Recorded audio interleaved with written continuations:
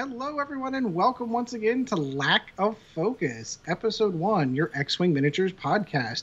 I am your host, Ed Horne. Alongside me tonight, one Mr. Chad Rom. Hey, everybody. And our producer in Canada, one Mr. Kris Sherriff. Kris, how are you, sir? Awesome, Ed. Good to be here again. Absolutely. We are down a member. Sean was still not feeling well. He's still kind of in recovery. So he will be joining us hopefully next episode. But we've got a lot to cover tonight. Saul's Renegades. Kris actually has a box in front of him that he has opened. And we're going to cover that in the news. And tonight we've got a couple of things we're going to cover over for... Oh, look at that pretty ship. We've got a few things we're going to cover in the news as far as some of the stuff that came out of that. And some second edition review stuff that we've got coming up. So all of that and a lot more is coming up right after this. All right, we're back, and in the flight deck, we're going to cover over some of the stuff we've been doing lately in gaming. Mine's super quick, so I will go through it real quick. I have nothing X-Wing related to talk about. I did try to get together with this guy here this past week for gaming, but you had some crap you were doing and weren't able to make it. I think the 40K League is going on in the store right now, so there weren't a ton of X-Wing players up there anyway, so I was like, I'll just stay home. I've been reading a lot of stuff about 5th edition D&D. I may have ordered a player's handbook for Father's Day for myself, so yeah, I didn't really get a ton done. Did continue to go through a lot of my ships, kind of get everything together and what I'm keeping, what I'm not. I do need to get a pile of stuff either out to eBay or... I don't know, the X-Wing Miniatures trading group that's on Facebook. I thought about maybe doing it there. Actually, that's probably not a bad idea. So if you're watching this right now and you've had some experiences in trading off or selling off or getting rid of some other stuff through your X-Wings, which ones have you had the best experiences with? I've never done it. I am a notorious hoarder when it comes to my minis, and if I buy them, they're mine. You can't have them. But it doesn't actually make a ton of sense to move into second edition with a bunch of ships that I'm not going to be able to have cardboard for unless I buy 10 conversion kits, which I'm not going to do. I have TIE fighters galore. I've got 8 B-Wings. So basically I've got a bunch of extra ships that I'm like, okay, I don't really need all of these.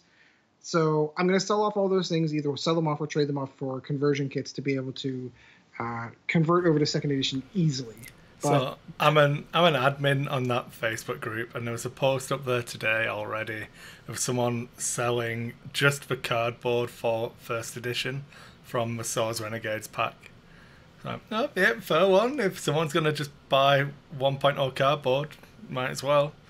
Oh. Yeah, it's not a bad... I mean, if you already have the U-Wing and you already have the X-Wing and all you're really looking for is the cardboard for first edition just to kind of get you through until September, yeah, I can see that. That does make a lot more sense, though, whenever I mention that group to you off air on our little group chat, and you're like, oh, yeah, no, the admins there, those guys are jerks. I'm like, oh, wait a minute, Kris is one of those admins. So maybe you could explain to me how it works, then. I mean, what's the process? Like, I know I've seen a lot of people dump stuff on there saying, hey, this is what I'm trying to get rid of, but that's the extent of it. I've got a ton of experience in eBay, but I don't know. I've never traded anything on Facebook. Facebook's very trust-based, obviously. Like, the admins are people like me will do our best for you, but there's nothing we can... If someone rips you off, you are ripped off. So make sure you primarily, if something sounds too good to be true, probably is. Don't pay for stuff through friends and family on Facebook, on PayPal, you know. Basic stuff like that, but you put your post up, make sure you have an asking price, list what you've got, try and take pictures. Pretty easy, really. And your location. Oh, yeah, no. Well, so do you accept payment first and then ship? If you can convince someone to ship it and not give them money, you can do it that way. Well, see, I would be the opposite. Yeah. I'd be the seller. Yeah, that's it. It's up to you. Do what you want. It's your stuff. But there's no backing behind it. See, and that's where, to me, that's where, like, PayPal and eBay is much more secure. Like, if there were some type of issue, if I were to sell stuff off and someone told me to screw off, they're not going to pay me, I'm kind of up a creek. There's not much really... No, so generally you don't ship stuff until you've got money. And if it's a lot of money, I tend to transfer it out of the PayPal account pretty quickly. Because ultimately, if you get some jackass, they can just open a PayPal claim and it'll come back out. So, fair argument. There's no... Again, I've never had an issue with it, but as an admin, I've seen people who have. not going to talk about specific cases, but oh no, most of them would be easily avoidable through common sense. So. All right, so good. Word to the wise as far as how to trade off stuff on the Facebook group. I think I might go eBay just on that process. Maybe just a little bit on that one. But that's it. That's pretty much all I've been doing gaming-wise. I have to admit my interest in First Edition has basically dropped off the face of the planet. I'm so focused on what Second Edition's bringing, what Second Edition's going to do, and following Second Edition news that First Edition really hasn't had any hold on me at this juncture. The problem with that, of course, is if you're looking to get some of the early Second Edition swag, some of the alt art cards and some of the acrylic tokens that they're putting out and stuff like that, you have to play in First Edition events to get those. So yeah. I can see those who are still sticking around for interest, but like the entire meta that's on it, like I'm completely like I'm done with it. Like I'm so focused on Second, I'm not even looking at it. The core of the game's going to be the same. You're still going to be pushing your plastic spaceships around the table, rolling the same dice. So pew, pew. I'm quite happy. I mean, I played one game since we last recorded, because we went away last week for a few days in the mountains before Jill goes back to work. So that was awesome, but it wasn't productive to play an X-Wing. I took my same Vader 2 Defenders list again, played against a VI Ray and an Expertise Corran, and it was really close. I messed up with Vader. I got greedy. I put Vader in a position and was like, I could double stack Focus Evade, or I can take the target lock now. And then he rolled 5 hits on Vader. And I was like, oh, okay. And then I rolled no evades. So just my evade token. And Vader was like, oh, shit. The crit he dealt me was all my turns were red. So I was like, Vader is now the worst position he could ever be in. Because in case you don't know, somehow, that's the worst crit to have on Vader. Other than having 2 health left and taking a direct hit, I suppose. Yeah. But not being able to turn. That First Edition dial is pretty crappy, so whenever you give it all reds on top of it, it's just screwed. Yeah. But if I could have done more than 1 hit at a time to Ray, I think I would have had it. I got down to a full health delta against Corran, but obviously Corran's more points, so I needed to go after him. So I ended up double stressing my delta to try and get shots, but the dice weren't there. But if I'd not been stupid with Vader, he could have had more of an impact, and that might have helped me push the damage through on Ray earlier. So that was a crux of a mistake, really. If you don't know where all of the ships are, don't be ballsy with Vader. Be safe. The only other 1.0 content I've really done was planning my lists for tomorrow night, but I'm probably going to run. I'm undecided between 2 lists at the moment. I'm going to stick Imperials for now. As much as I want. Is it a tournament, or is it like just like a store event? So we're running a league, but I treat it as just pick-up games, to be honest. It's just I turn up, play someone. Well, I do it after we record the Sentry Box live thing. I take a squad with me now and try and get at least 1 game of X-Wing in a week. So it keeps my eye in, as it were. Yeah, and that's what I really need to do. I really need to at least get like 1 or 2 games in a week just to kind of. I'm still trying to retrain my eyes from my break of not playing the game, and I still hit rocks and I fly like crap, and he can attest to that. So. Oh yeah. That's why I was really hoping to get at least 1 game in. I will promise for episode 2 of Lack of Focus, I will have a minimum of 2 games of X-Wing in. Yeah. Or he can punch me on camera. Oh yeah. Oh yeah. On camera. Are we going open-handed slap on camera? Oh no. No, he said punch. He said punch. I know, but the sound will be better for the people who can't watch. That's true. That is true. Well, we can always just, dub something in over it. I mean, okay. That'll work. That'll work. I mean, are you finished there, Kris? Or I've got my 2 lists. So, and then. Oh, okay, go ahead. He wants to talk because one of them's really interesting. It obviously involves some of the new stuff that came in. The Reaper. So it's both Reaper stuff, because I know we're going to talk about Reaper, but we're only going to talk about 2.0 content. So I'll get my 1.0 fix now. Yep, absolutely. So I'll talk about that list first. Then I'm going to try. I don't know. I might.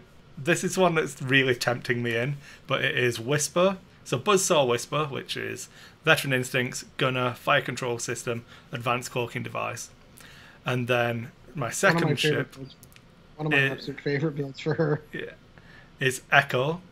And Echo has Expertise, Sensor Jammer, Director Krennic, and Advanced Cloaking Device as well. So you throw Optimized Prototype onto Whisper. Of course. Which gives Whisper 3 shields, 2 hull. Then Echo can, whenever Whisper shoots, as long as Echo's range 1 to 2 of Whisper, she can acquire a target lock, so she doesn't need fire control. Because she's going to be firing second anyway, and the current meta in Calgary is either like 9s and 10s or spamming low stuff. So I'll take a PS6 bid to let me have Expertise on her. So then she's going to be target locked Expertise with Sensor Jammer, and my action can be used defensively. It could be fun. And I have a 9-point initiative bid because I don't have anything else to spend points on. It's very similar to a list that someone took to regionals. Was that Bomb that took that list? Aaron Bonner. Yeah, the 86 list, the 86 point list. Yeah. Interesting. The other list is also a Director Krennic. Still doesn't feature a Reaper because I wanted to try this. So it is Rear Admiral Shiranu with VI, Krennic, Rebel Captive, Gunner, and Engine. And then Rexler Braff with VI and X7. So I can use Rexler can fire first, which will give Shiranu a target lock in the same way it did in the last list. I can... So I'm not 100% on this, so you'll have to bear with me. But if I roll like 2 focus, or a focus result, and that's it, I can spend my focus result to force them to lose shields and stuff. So you keep chipping away with the defender that way. So you're always going to do something. And that lets you save the focus token to when you get through shields to flip the cards face up. Correct. I don't know. It probably won't work, and it's generally to let me keep flying defenders because I want to keep flying defenders. So yeah. I'm looking forward to seeing them in second. And it does make Rexler a 3-hull 4-shield ship. Yes, it does. Yeah. Which is pretty, and you're getting the free evade for doing a 3-4-5 maneuvers, makes it really beefy. Yeah. So it could be fun, but I'm probably leaning towards sucking really badly with the Phantoms. Because as good as that list seems, I feel like it's going to take more than 1 game's practice. Yeah, probably. Yeah. So you mostly you just need to fly like an ace list. Like you need to avoid combat until you can pick your shots. Yeah. Is really how that list flies. Yeah, I'm not being no rush. Positioning is king, and then see how it goes. But inevitably, I'll run up against a PS10 Ray and get bushwhacked. So and then blow all your Phantoms out of the water. Yeah, no, it's fine. It'll be fun. It'll be fun. Never decloak. Always evade. It'll be fun. And just remember that sooner or later, VI is going away. And then you won't have to worry about that anymore. Okay, that's it. That's my flight deck, anyway. All right, Chad, we'll hand the ball over to you. What have you been doing lately? Well, I've been doing several things lately. X-Wing wise, I've been trying to lock down a list for Nova. You are going to Nova this year. I am going to Nova, yes. I'm going to go play in Nationals. I been playing around with a couple different things. I got about 6 different lists on my phone at the moment. Really? Yeah. Well, sometimes I get bored at work and I'll make lists. And I do the same. But yeah, I made a couple. One of them I was kicking around the idea, and I looked at it and I was just like, nope, that's just totally stupid. I'm not even doing that. No. But does it involve Wampa? No. No Wampa? Well, some of them do. Some of them involve Wampa. I actually have, I think it's a Whispers Soontir Fell Wampa list. Ooh. There is a couple different lists where I'm using Whisper. I think Suntir Fell might be in one or two of the lists. So you're really going anti against the meta and the whole bomb meta thing. You're like, nope, I'm just going to avoid the bombs. Yeah, I have actually, like, one of the lists I'd run recently, or at least last time I've been playing and all that, had Cath in it with bombs, and I've actually Of kind of course, you ran a decided... list with Cath in it. Well, yeah, but since, Cath is no longer going to, be part of the Empire and all that, I kind of... You got to get your got a little drives bit in. of a hate on her, so I'm actually not even thinking about running Cath at all, and I'm just going to go with my girl Whisper because, she's going to stick around. And you're mad at her because she went to the other side? Yeah. See, Cath cheated on me. You need to get Wampa in there so you can put optimized prototype on Wampa. Yeah. Oh, there you go. Then you can cancel one of your results to remove a shield. And if that's the last shield, you can then sneak damage through with your crit. And there you go. That's not a bad idea. So, Wampa rolled no crits. Oh well, I'll cancel my dice anyway, and you can still remove a shield.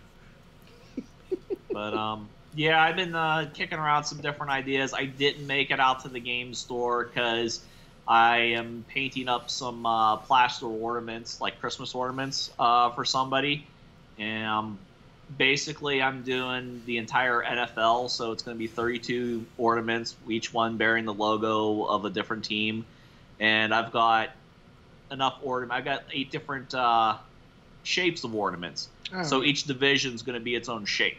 Gotcha. Outside of that, I finished up my 3 months of comic book conventions. I basically did April, May, and June. Are you taking a break now? Well, August is the next one. Oh, okay. So you're taking a break by force. Well, kind of, yeah. But like I said before, it was like, oh, well, there was no show, so like I was like, you know what?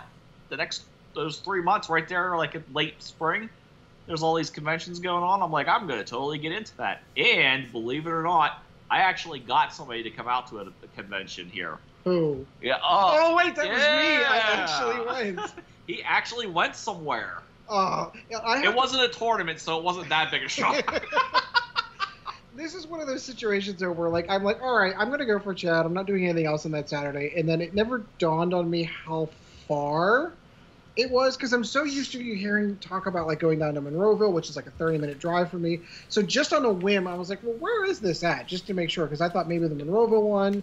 No, and this you're was like, Altoona. This was Altoona, and I'm like, dude, that's like a 3-hour drive. Well, it's a 2-hour drive to get there. It's a little under. It's an hour and a half if you drive really fast. But I made it. I made it out there. I got to see Chad do his thing in his Deadpool outfit. You did the Bob Ross Deadpool while you were out there. I got to see the costume contest, which was phenomenal. Yeah. Holy cow! Like, there were some folks that you could tell were just kind of doing it just to doing it. Some folks that bought costumes, but then you had these the two that really were phenomenal. You had these guys that were really. I know this is 40K. I know I've gotten shit for this for talking about 40K, but I have to talk about this one because these guys did. They did Necron Overlords. They did Oberon and all Nemesis Xantep. No, it wasn't Emotep. It was who's Oberon's. That's not how you pronounce it, anyway, Chad. It's Emotep. Who's Oberon's little buddy that follows him around? I can't remember. And this is long story short, there were 2 Necron Overlords that they had dressed up, and these things were like. They were amazing. They had lights. They were fantastic. And then they had a Satan with them. Those guys were amazing. And then you got the guy that did Jim Raynor from StarCraft 2, who was this gigantic 8.5-foot tall space marine, basically. Like, holy crap! Those were obviously easily the best ones that we saw there. The Necrons took first place in the adult category, and then the StarCraft one actually took best in show because it was just amazing. It was huge.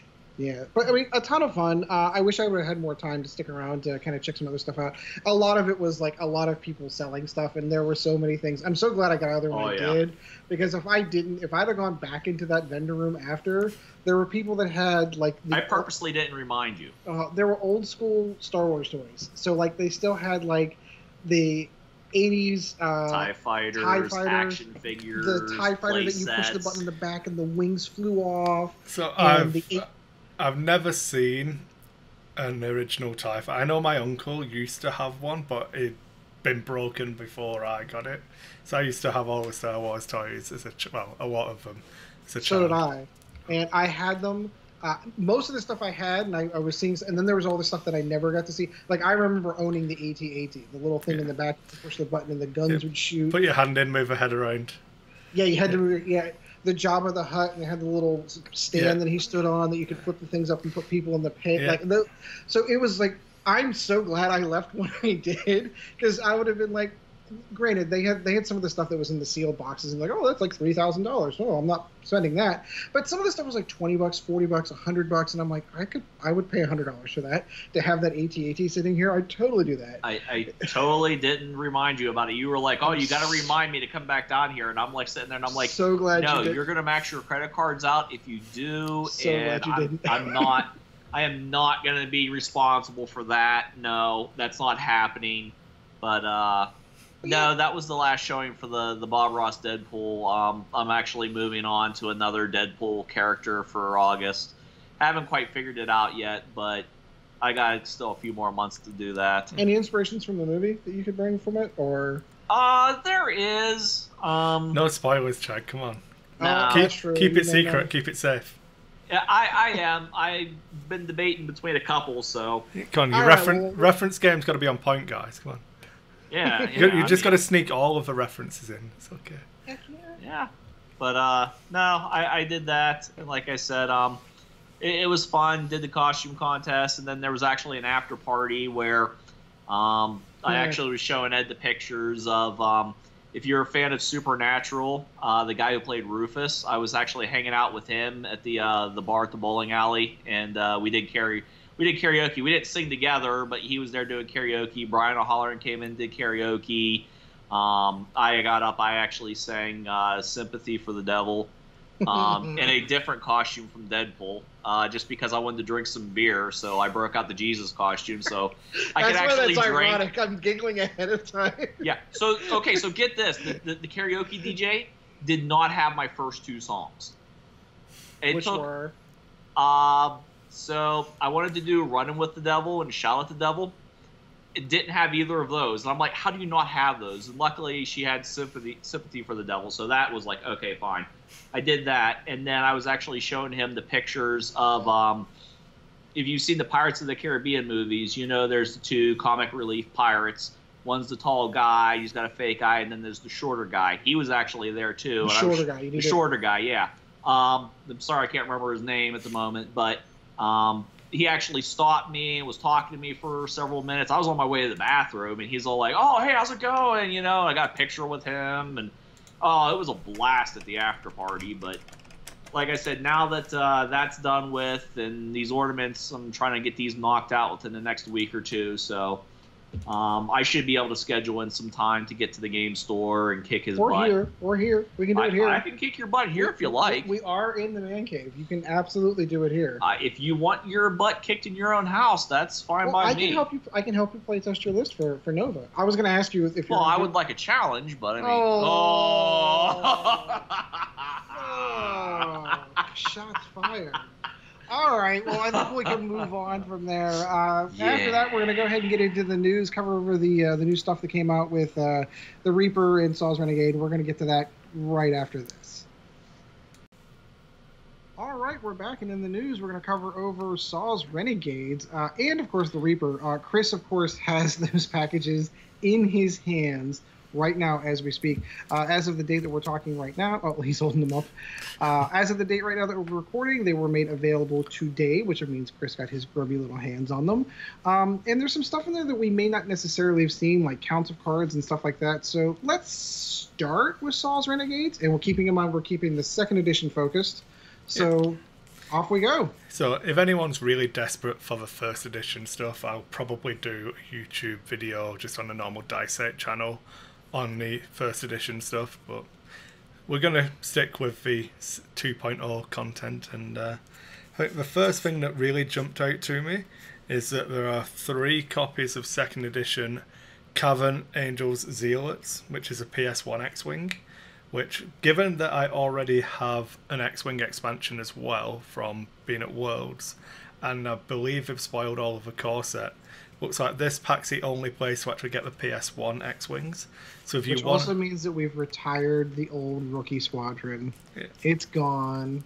No longer. He's been promoted. It just means that if you want to fly full-on X-Wing spam, you need to buy these packs, which means you can buy them now. Oh, that's a good point. How many copies of that card came in there? 3 copies of the Cavern Angels Zealot. So the running theory was that the way that they did everything with the points costs and the way that the S-foils and everything dropped the prices down, in first edition, you could theoretically run 5 X-Wings. At PS2. At PS2. So is that going, obviously since we don't know point costs because they're not printed on the cards, is that going to translate over into second edition that you can still run 5 X-Wings? And if so, I'd expect most likely you're going to need 2 copies of that to do it.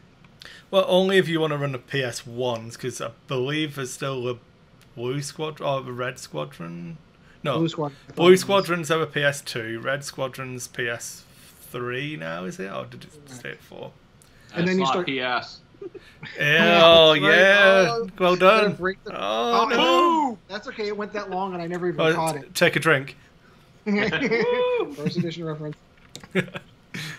New games. Come up with on the spot. Awesome. You're fired. Yeah, initiative value 1 pilots. But pilots who have a skill that is quite low, which is represented by our initiative value. There you go. Tangentially linked. Outside of that, we have the U-Wing as well as one of the PS1 Partisan Renegades, then the named pilots, which I believe have all spoiled. If you watch Alex's game, he runs Benfrick 2 tubes, which is awesome. I do like the 4 tube list. The 4 tubes. Yeah. 2 tubes and 2 tubes. It's 4 tubes. Saga. They do synergize really well together. Yeah. And then all of the upgrades, I believe, have been spoiled already. So we're going to make sure... I think I forgot to do it on the last one. That was episode 0 anyway, so no one really cares. Yeah, no one saw that. But we'll definitely link the articles in the show notes as well. Now, for second edition, is there an upgrade card there that gives the illicit slot, or are we going to be under the impression? So it will be printed on the app, won't it? On the app, exactly. Yeah. And that was kind of what we thought was going to happen, so, that they were going to make those particular pilots just have the illicit slot, because you can do that individual pilot now as opposed to just putting it on. Because Dead Man Switch, you get 2 of them. So I would guess that all of these pilots will have access to the illicit. So the Cavern Angel Zealots, Edrio 2 tubes, Livan Tenza, and Kubi Spedra.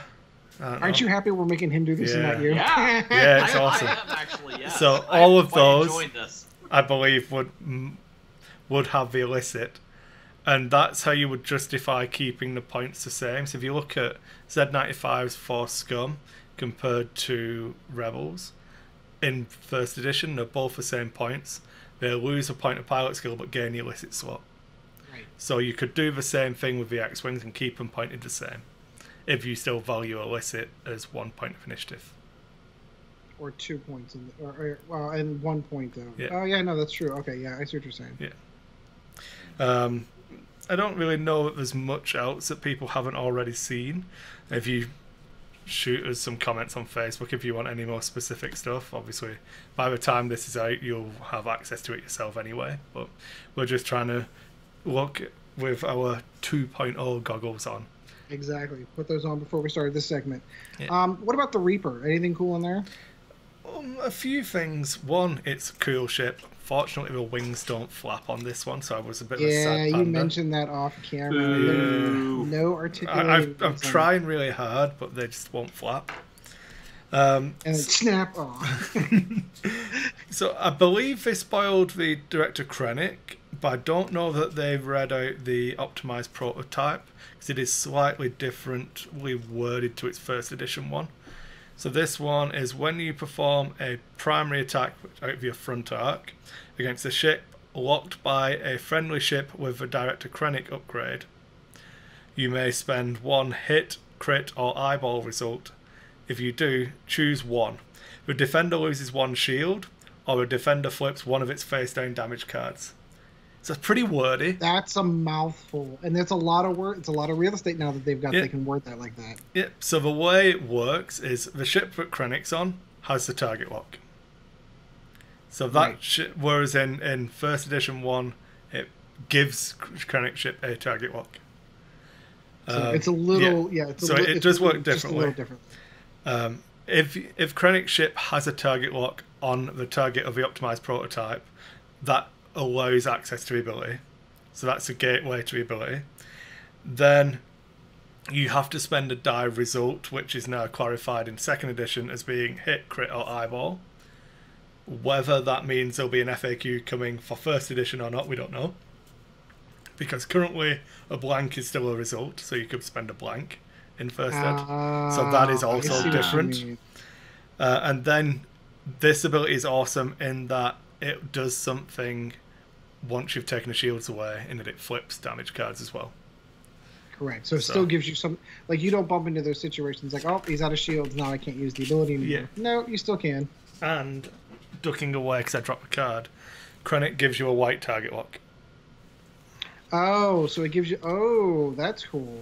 Interesting. So if you put him on a ship that didn't normally have it, our Phantom in first edition... Yeah. Phantoms don't have target lock innately. It would give them a white target lock. And I don't... Obviously, we haven't heard any rulings on second edition ruling, but I'm assuming that if you're talking about linked actions, where I've seen plenty of ships that have like a focus that go into a linked action red target lock, that's not going to make that white. It's only the first step, the primary action that turns white. But it gives you a white target lock on your action bar. So theoretically, maybe, possibly, it would, if you have a white target lock on your action bar, you would get a second one. I don't know if there's any rules from stacking. It makes no difference because you still can't do the same action twice. Right, exactly. So it doesn't effectively. It's a it just gives you the action if you don't have access to it, because otherwise he would be pretty bad, because if he has to have a target lock on you for the ability to do anything. So and your ship doesn't have a target lock ability. Well, yeah. The other one I don't think I've seen was Swarm Tactics. This one has the Imperial only symbol on it. Oh. Ooh. And it reads exactly the same, I think, as the first edition one. At the start of a combat phase, you may choose one friendly ship at range 1.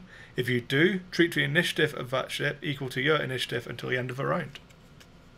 Oh, very nice. Very nice. And that is, and that's Imperial only, so you don't get the cross-contamination between the two. They did say that they're, at least at the onset of second edition, that they were going to try to keep it that if you only played Imperials, you only needed to buy Imperials and Scum or Rebels. Yeah. Then we also have Duke. I was really surprised at this one, actually. And you said there's 2 copies of it. Two copies of Duke. It is small or medium ship, not faction restricted. When you perform an attack, if you are evading, you may change one of the defender's evade results to a focus result. So it's exactly the same as it is now, which means that it's even better in second edition because everything got worse. Yes, exactly.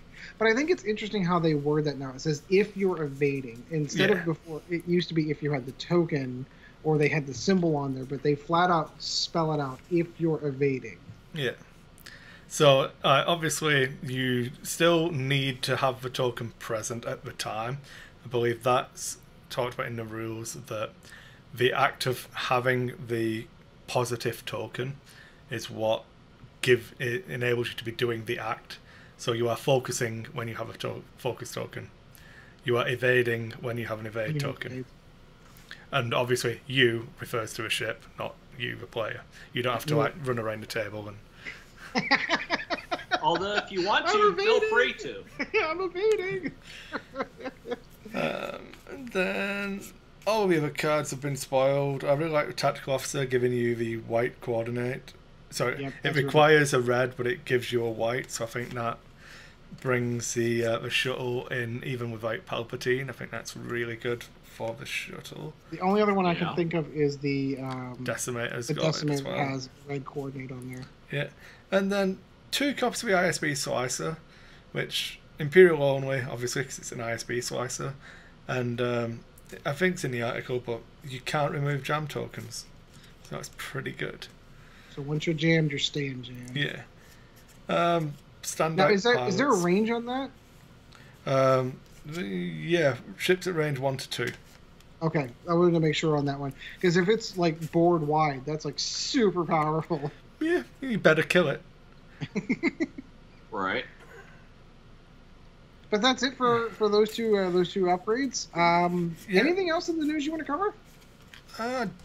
There's been a few articles, but as I said, They did do the Y-wing one, if we want to talk about that one briefly, but like there was nothing spoiled in that. Like everything that we'd seen, we'd already seen. Yeah, we knew that Nora was getting access to a Y-wing or becoming a Y-wing pilot. We're maintaining Dutch and Horne because they're both in A New Hope, so they stay in the canon. Yeah, the new model was awesome. Yeah. So I'm setting funds aside, like of the new models. Like obviously some of them I'm getting because I'm purchasing it 2 core sets. I'm getting a minimum of 2 of the X-wings. So I'm not entirely certain that I'm going to go out and buy an additional X-wing on top of that. The sculpts for you'll need your Swords Renegade X-wing anyway. You see. Right. Exactly. Well, so if you want everything though, you'll need it. What do you mean? The X-wing expansion. No, you do not. It comes in. So to clear that up, there is a small booster pack inside the Rebel conversion kit that will have all of the Wave 1 specific pilots in there. But I have to note... Interesting. Yeah. So that you don't necessarily have to go out and buy the stuff you don't want. But I want to note that every time I've heard Alex mention it, he's only ever said Wave 1, which opens the door for the fact that whatever comes out in Wave 2... that they are going to have specific pilots for those, and then we're getting right back into that. Well, there's also the possibility that they might do mini conversion packs for the next waves and stuff. We don't know. It's obviously speculation on our end, but I wouldn't throw any of your teddies out with pram right now. Oh yeah, no. I was just saying, like, I know that they specifically said that those booster packs only covered Wave 1, and for me, I know. The sculpts for most of the ships are still the same. Obviously, the Fang Fighter is new, and it spins, and it's got this weird little turny, bendy thing on it to get it on its base. Which is really promising for a B-Wing. Exactly what I was thinking. So that's a new sculpt that I want to obviously pick up, and then I'm obviously going to pick up probably 2 of the Y-Wings just because they're new sculpts. I like the old one. I'm so used to that one. But having a better sculpt for those, everything else though is all still the same. Like if they told me that Slave 1 that the wings articulated, I might consider it, even though I own 2. Have you seen my Bounty Hunter conversion repaint where I did it taking off? I'll have to grab pictures. I'll put them on the Facebook page. It's in the display cabinet in the store. But Luke, the guy we did some of the Blood Bowl content with. Oh yes. We had a. Let's paint a ship. He did. We both did fire sprays, I think. He'd already done a calf, so he did something else, and I did the bounty hunter, and I did the conversions on mine and did some airbrushing and stuff like that. So it's got a green rim and it's taking off. So, oh, that's cool. Yeah. I'll put some photos up. Yeah, I've not seen that. You'll have to post that up. So yeah, so beyond those 2 ships though, like I'm not super interested in getting any of the other ships. I already own everything. I own more than enough crap from Wave 1 to 8 that I'm not going to have to pick them up unless it's something in a situation where the sculpt's new and cool, the paint job's cool, or wings articulate. So you're going to be buying all the new ships then? Because they know how to steal money from nerds. Yes, they do. Yes, they do. Oh dear. Yeah. You just gotta be like me and just paint over the ships, and We haven't had this talk. Do you have any interest whatsoever in picking up any of the new sculpts or anything like that, or you don't care? I mean, the Imperial ones for Wave 1 are exactly the same. You still have the same TIE Advance. You still have the same TIE Fighter.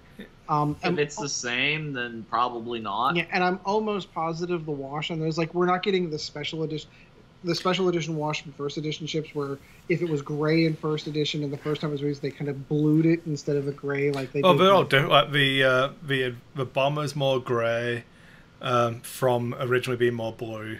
The TIE Advance is more blue. Right. The TIE fighters are a More blue. deeper, they're all. It's all good.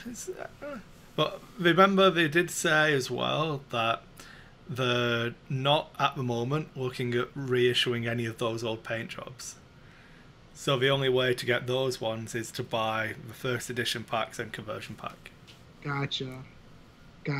Well, I have oodles of them, so I'm not really that worried. Yeah. I've got TIE fighters to spare that I just toss into her because I might not get rid of them. I might. Like, well, I had so many I started painting them myself. Yeah, that's true. Dreidel. The Hanukkah zombie. The Hanukkah zombie.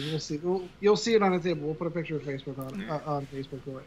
But that's it as far as news-wise concerned. I know that there's... I suppose we do have some lack of focus news. We do, and that was the next direction I was going to go. Chris, I'll let you take that one off because we've got some potential merch for the Lack of Focus podcast. Well, so first off, I was going to open with we have a Lack of Focus Facebook page now. We did. If you used to follow us on Nova Squadron Radio, you now follow us on Lack of Focus. Exactly. It took us a year to convince Facebook to actually let us change the name. And we figured out the secret combination of how to get it to change to the name that we wanted to, but we got it working. Yeah. So if you happen to notice that if you're an old fan of Nova Squadron Radio and you happen to notice the name change and the icon change and everything, that's what we did. We updated everything for the new show's content. So you don't even have to go out and find us on Facebook because you're already there. Yeah. However, if you are a new fan to the show, you're just picking this one up for the first time, check us out. It's the Lack of Focus podcast on Facebook. Yeah, we have a new icon. We have new artwork. Well, I knocked that together. I knocked that together pretty quickly. I've got Paul LaRue maybe potentially working on some stuff for us. I'm potentially working on a sponsorship deal so we might have an advert coming for an actual product. I've got irons in fires on all of that side, so providing we keep going the way we are going to look at switching out from, obviously currently we're on the DiceHate podcast RSS feed. The RSS feed, yeah. We'll look at actually getting our own. I know Podbean's been mentioned repeatedly, so we'll look at that at some point. And of course, we still got to make sure we get one out, like an RSS feed that goes out to like iTunes and stuff like that. Yeah, so I can sort all of that out. We're not in any rush. We're still enjoying. Well, I'm enjoying doing what we're doing at the moment. So. Oh yeah, no, me too. Absolutely.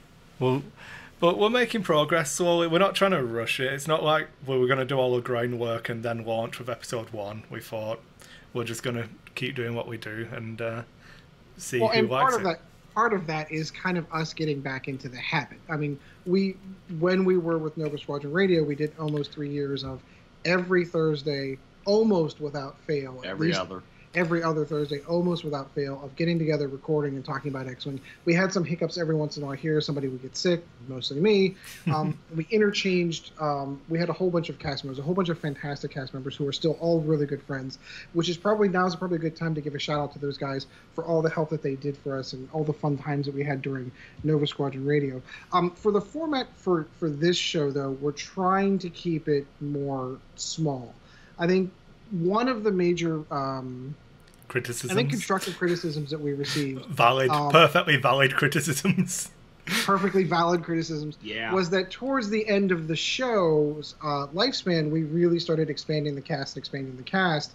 And what that would involve is like flight decks that would take 2 hours to go through. Every time we would go through every single card and every single upgrade that came out, that would be another hour and a half. So we legitimately had like these huge bloated episodes of like 3 to 4 hours to chew through. Some people were happy with it, love the idea. Like, hey, I drive all day long for my work, and it's great to have you guys to listen to for those 4 hours, and that's awesome. Some other people are like, a 4-hour podcast is going to take me all week to get through, and there's 3 other shows that I want to listen to. Well, it was trying to get the editing done on those as well.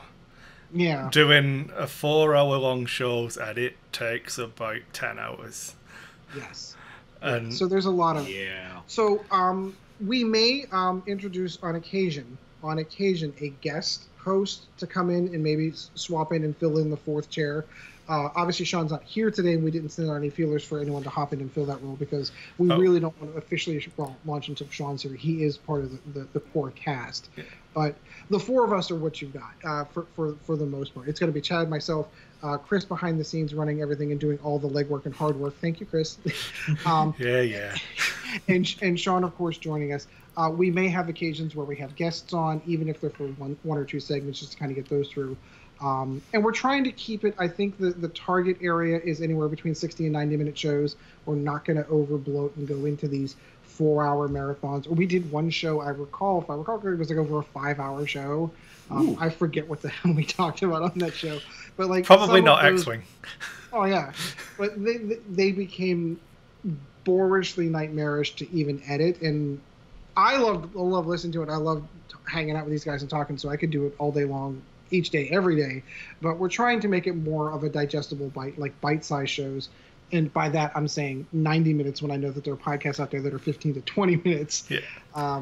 But that's kind of the format that we're going to go with. I do want to say a huge thank out to all the guys that, Bob, I have to make sure and we encourage you to go out and check those other guys out because they've moved on to other podcast careers. Bob's currently available on the Scum and Villainy show, which is a fantastic show. Love all the guys over there. So I'm glad that you guys are enjoying Bob. We may borrow him occasionally just to say hi, but for the most part, if you want to check out where Bob went, that's where he went. Kris is on another one, the OCX podcast, which I saw him posting stuff for. We've had multiple Chris's. We've had Brown. So I should make that Kris Brown. Kris Brown. Yeah. The newly he was obviously the judge for Worlds. He's also available on another show, but he also reached out to us like, hey, if you guys need a guest, also very, very welcome to have those guys on. But this is kind of the core cast that we've got. We do have to give huge shout outs, of course, to all the Nova Squadron guys. I can't remiss without saying hi to Roy, and thanks for all the work, all the hard work. And we did 3 years of a fantastic show, and he was Kris's role for the most part, where he was posting stuff up. Boss man. He was the boss man, and he helped us get started. I'm eternally going to be grateful for his help. Can't go without saying things for Chris Soling and Ron Brandon, who also helped us out, also still huge members in the Nova Squadron community. Our 3-time world champion may have an altar set up to him. Paul Heaver, who spent a lot of time on the show, huge thanks to him for having him on. It was always great to have that top-tier level player at our bend and ear that kind of came in every 2 weeks and kind of corrected my line of thinking when I thought something was good. And he's like, no, it's bad, and here's why. It was always kind of cool to have all those guys on there. That all being said, format for the show is basically just going to be the four of us. We're going to try to keep it self-contained in around a 90-minute show. And we're going to try to talk as much X-Wing. We're going to try to stay on topic as much as possible. Not have a lack of focus. And not have a lack of focus. But that is the name of the show. So if we go off on a derail and a tangent, you were warned ahead of time. We've got an excuse. The hint's in the title. It's in the title. But there's other things. Do you even want to discuss about some of the other potential feelers you've got out there for items made? Or you want to save that? So I can touch on... So one idea I've got is obviously we're probably going to do this. If, at the minute... Because so many people have been asking for a different kind of feed and for us to get our own, we're probably going to set up a Patreon thing. I'm going to try and keep it as cheap as possible, but basically if we get it to like $10, we'll get the Podbean. Once we get the next $10, it'll just be covering the costs. And what I'll try and do for that is I'll try and send out a lack of focus token, so you can not focus. I can't wait for that. Then obviously I think I showed the DiceHate templates on episode 0. I'm working with those. We're trying to get the range ruler added in as well and sort out a nice tray. Those ones will be probably on the DiceHate Patreon, but we'll work out something if people really want them. If I can, we can look at getting some branded lack of focus ones maybe.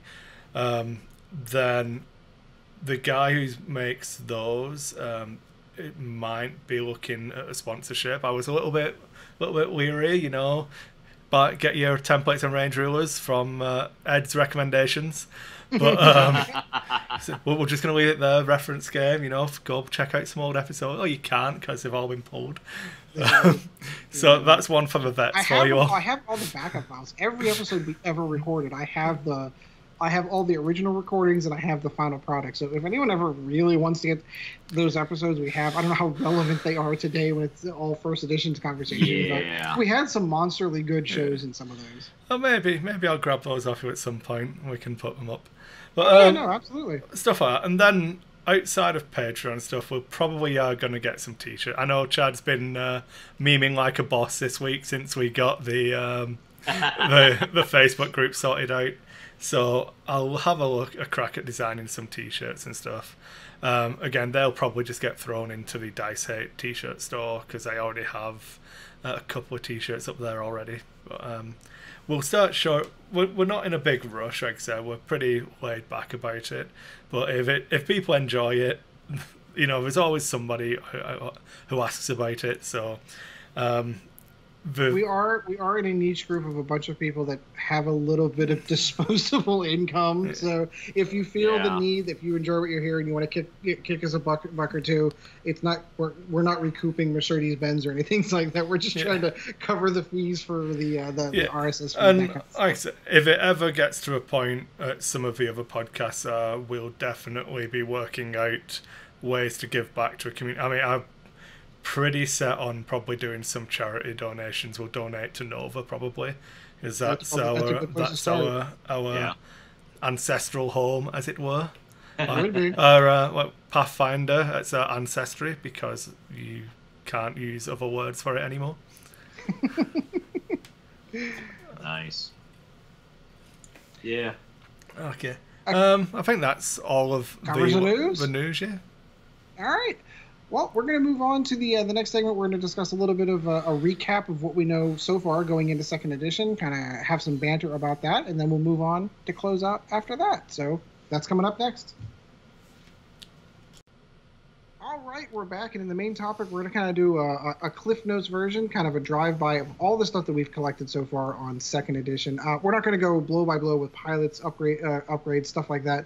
Mostly going to be focusing generally on the rules and the things that we know from the rules. So, Kris, I'll let you take that away, and off we go. Okay, so it's more of an overview of the changes, I think. So Sean came up with the idea for the theme for the show tonight. So we were all spitballing ideas for main topics going forwards and stuff, and how we wanted to change the feel of the show in general. Sean came up with this. We all thought it was really good, and then didn't prep anything else, and Sean was sick. So we're just going to steal his idea. So he's here in spirit. We're doing his segment. Yeah. The biggest... Well, I'm going to start from the biggest changes holistically and just go down his bullet points, really. But obviously, I think one of the big ones, and it keeps coming up again and again on the comments of my YouTube videos, I see it on Facebook all the time, is point costs and upgrade costs not being included on the cards. Yeah, and I think that's the only way they could have gone, and it is also the main reason why a second edition was needed. Yeah. Aside from the logistics behind the scenes with how FFG had to upgrade things and adjust things, anytime that anything was adjusted that was in print, it had to go to LFL, get their approval.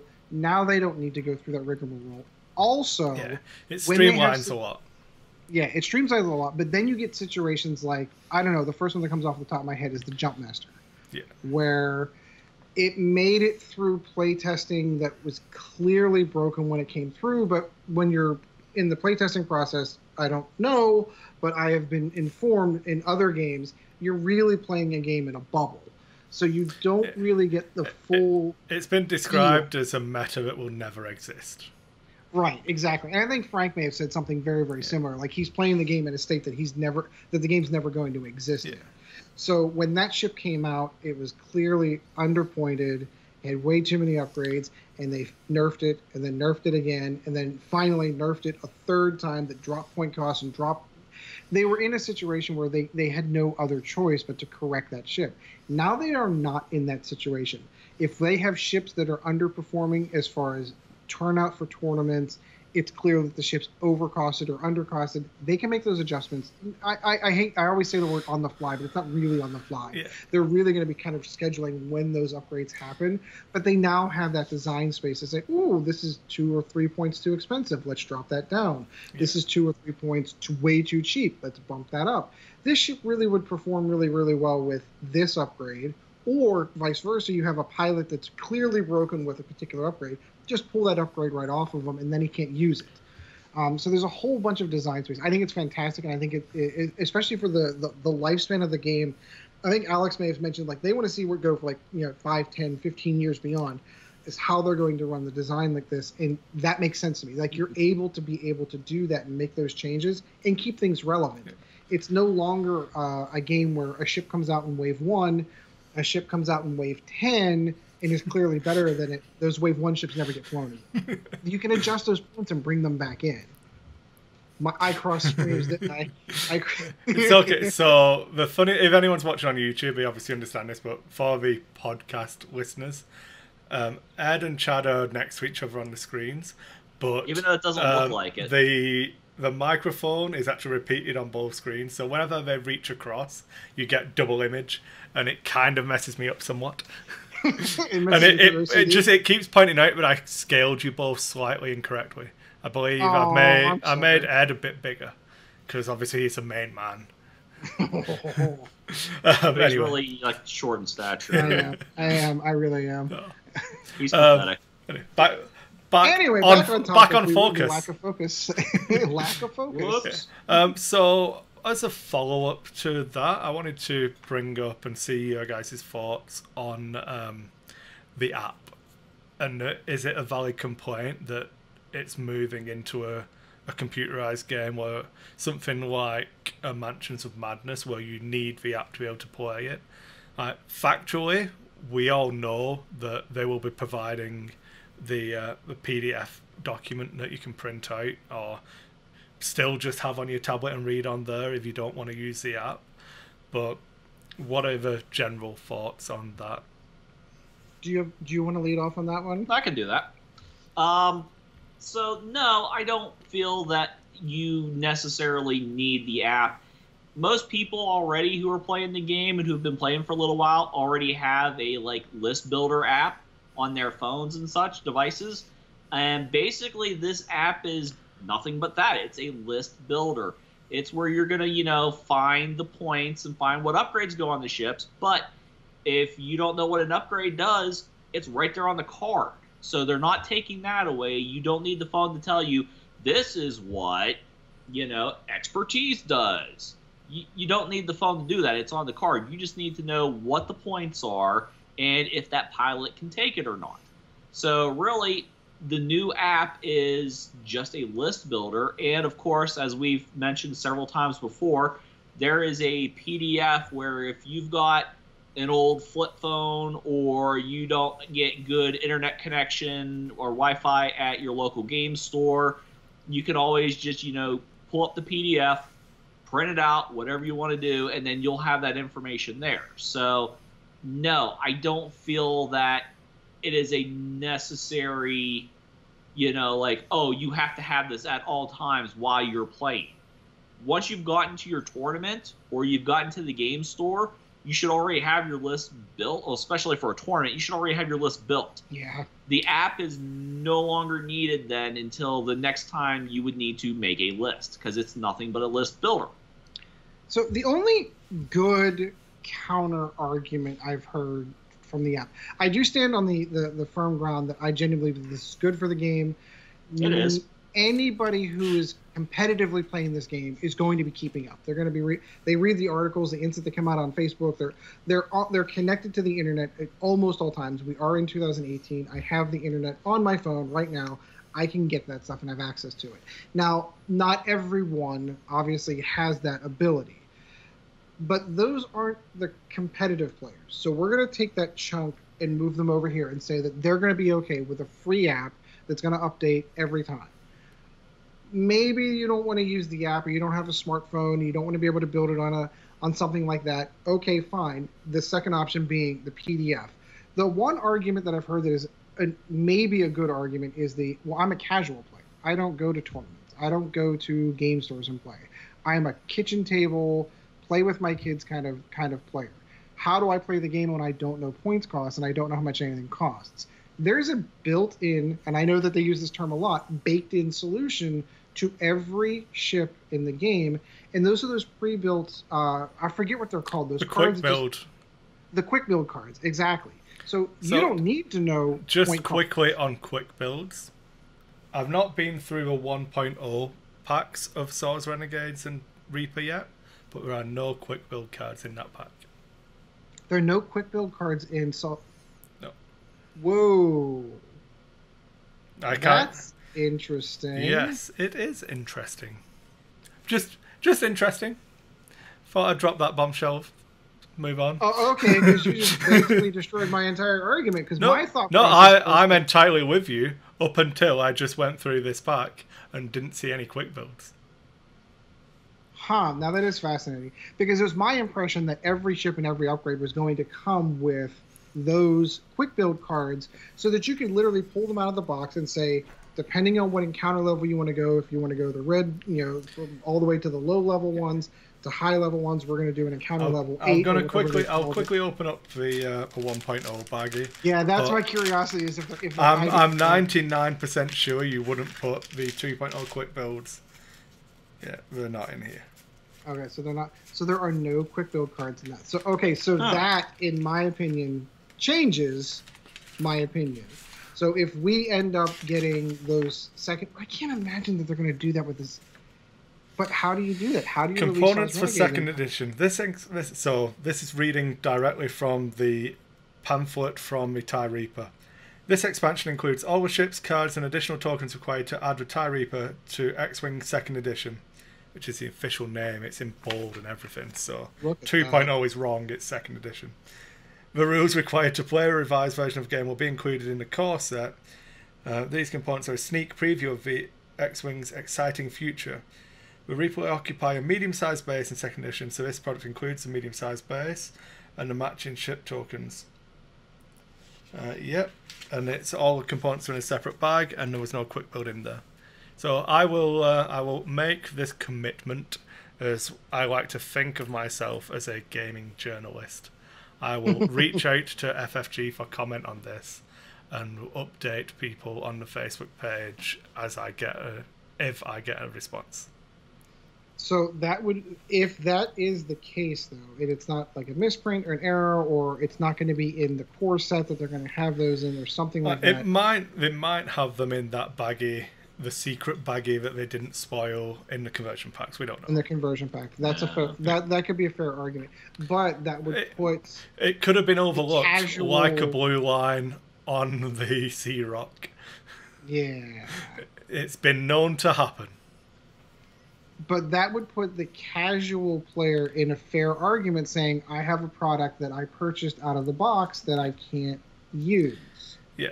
Because I don't know how to put anything together. Again, I'm sure that they will that something will happen. I'm sure these pilots will have some form of quick build made for them somewhere. But as of this moment, it's irrelevant because there's no second edition yet. But yeah, that's a good argument, and maybe they're holding that back, and maybe it'll be something that'll be available. You don't know. It could have had the quick build for all of them. Might have something awesome that they don't want to spoil yet. You don't know. It was my understanding. Okay, so now you've really got my gears turning on this one. It was my understanding that the way that those quick build cards were designed was that it would use the ships that came in the upgrade pack that you purchased, and the core set, and the core set. So if you need a core set to play the game. If you're a casual kitchen table, I'm playing with my kids on the kitchen table, you need the core set because you need the dice, the templates, and the damage deck, and all the fun stuff that comes into that. And you need to have those expansions. So you should be able to use those quick build cards to be able to build those squads and fly them without knowing point costs. Having known, though, now that they've released Saul's Renegades, and I assume the TIE Reaper and the Reaper as well, yeah. So there's no quick build. All right, so that's interesting. If that's accurate, that's a mistake. Okay, so I will reach out to FFG for comment and update people on that separately. But we'll see. So you got the TIE Fighter, you got not the TIE Fighter, you got the T-65 expansion pack, and they had them in there. They had the quick builds in there, yeah.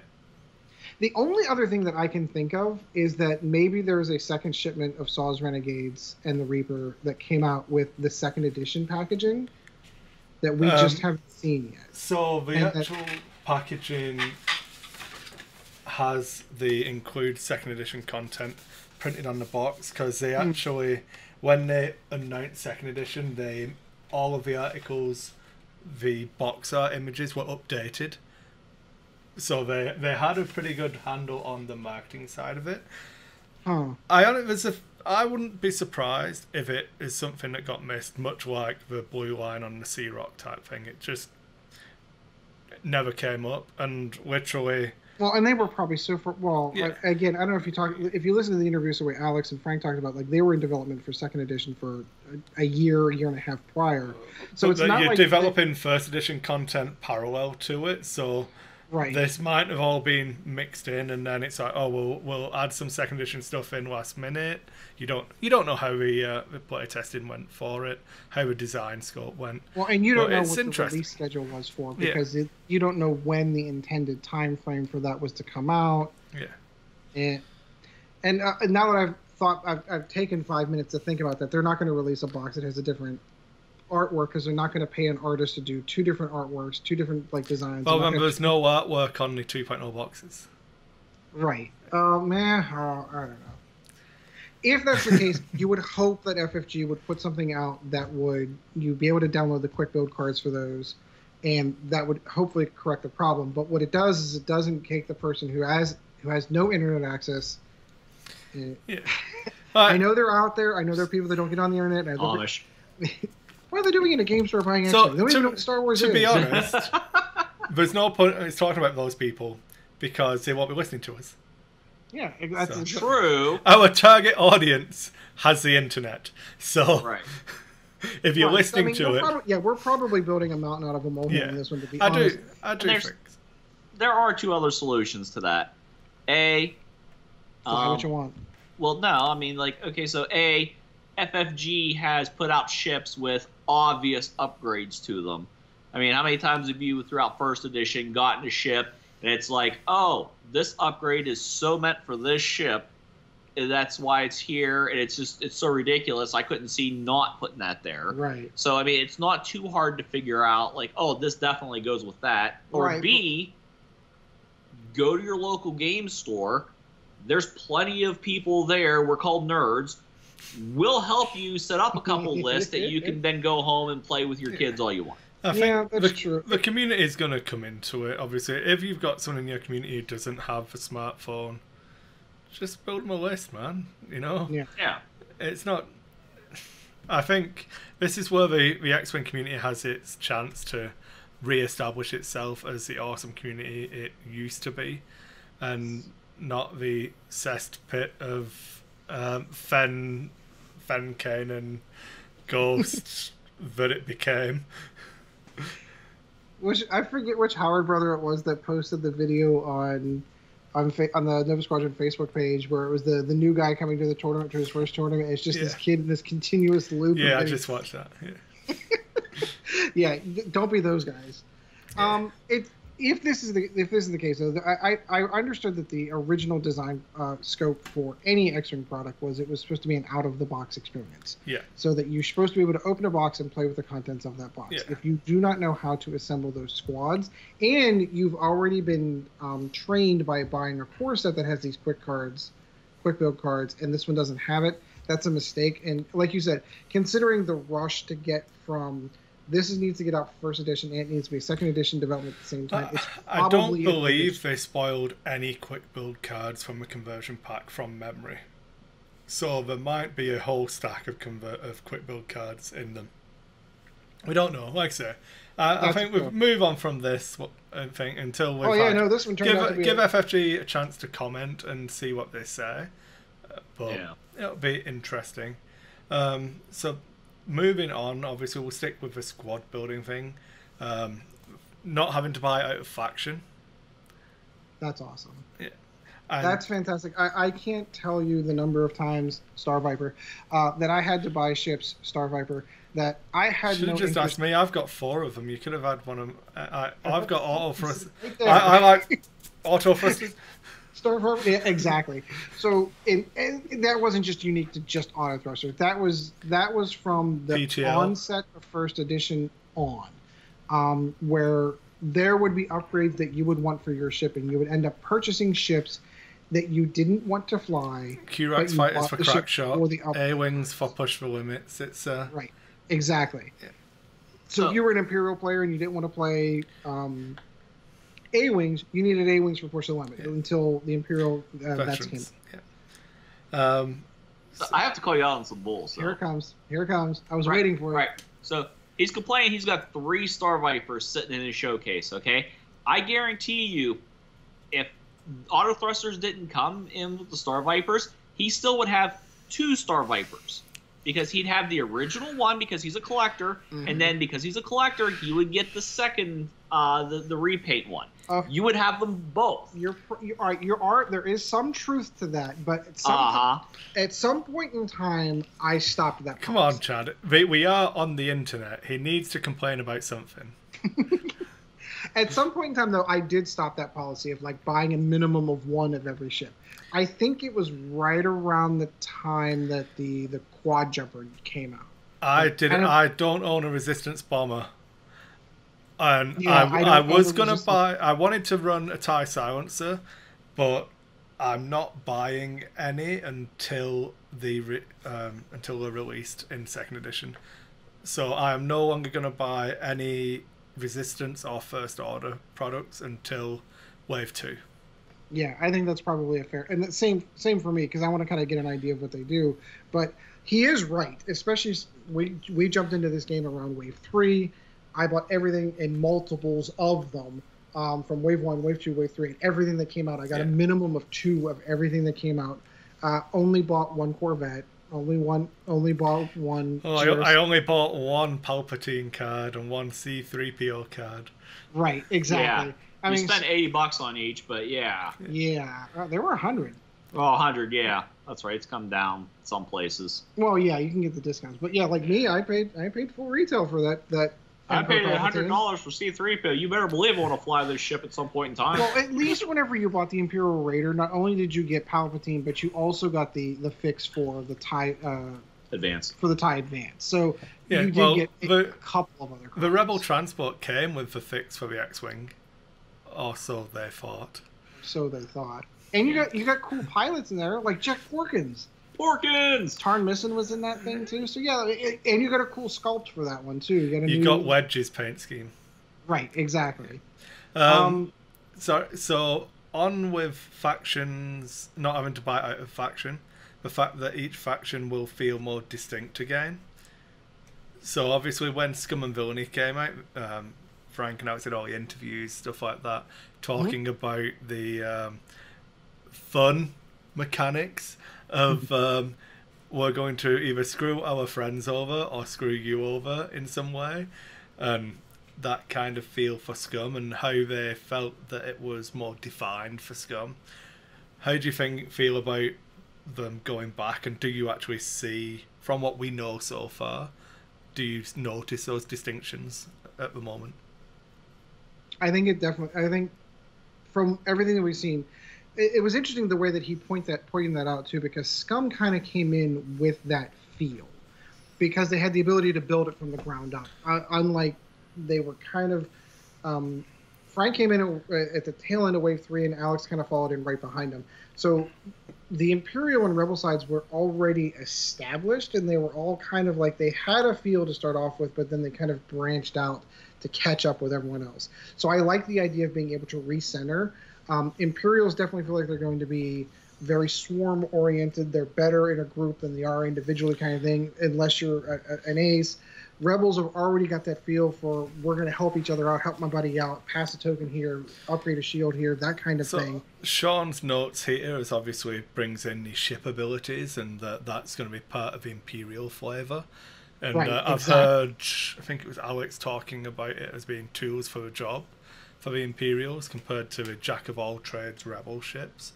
Right. So almost all of the Imperial ships have some form of ship ability, whether it be bombers being better at bombing, you know, interceptors. Because they're built for specific tasks. Yeah.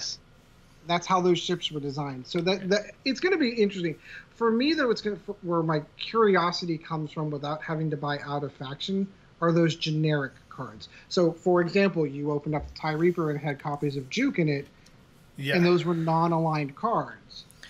So is there going to be an equivalent upgrade that is sold with the Rebels and with the Scum faction that also have Juke? So it wouldn't surprise me if Juke comes in the core set then, maybe. I thought somebody may have spoiled the contents of it. It might. I don't remember off the top of my head. I can't remember. I can't remember. Because I don't think we've seen Juke before, which is why I read it out. But you see where I'm going with that, though. So, like, I get have to, yeah. Generic, everybody usable, yeah. As I've been told in the past, you know, being technically correct is the best kind of correct. So, in X-Wing 2nd Edition, you don't have to buy out of faction. But so's Renegades is a 1.0 product, so having to buy that out of faction doesn't count. I see where you're playing devil's advocate. I see what you did there. But I think that's going to be a huge... I think you're still going to bump into those situations where there might be a ship that comes out that you have no interest in purchasing, but you're going to buy ships for upgrades. But at least at minimum, they're going to stay within your own faction. Yeah. And I think that's a huge plus. Myself, I'm a whore for this game, and I'm going to just open my wallet and pay FFG no matter what they want, and I'm going to get everything anyway. But... He is. Yeah. Like, I have a whole faction. Like, I think I only ever flew, legitimately flew 1 or 2 scum lists, and I have all of those scum ships that I'm just like, yeah, I own them. But it was like Dengaro as well, scumbag. No, I never did Dengaro. I stayed away from that one. I specifically stayed away from that one. Just Paratani. I may have done Paratani. I may have done that one before they fixed my... Because that's better.